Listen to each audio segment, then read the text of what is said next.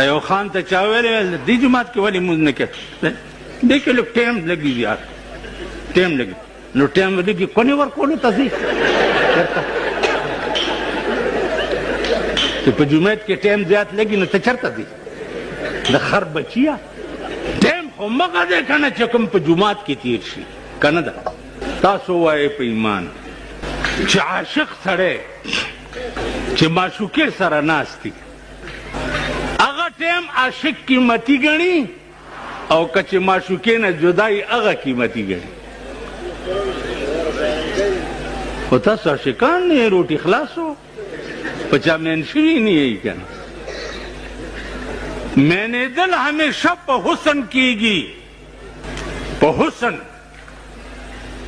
خسته شی د خل سړي خوښېږي الله وی صبغت الله ومن احسن من الله صبغه الله وی زما نه زیات خسته څوک دی وای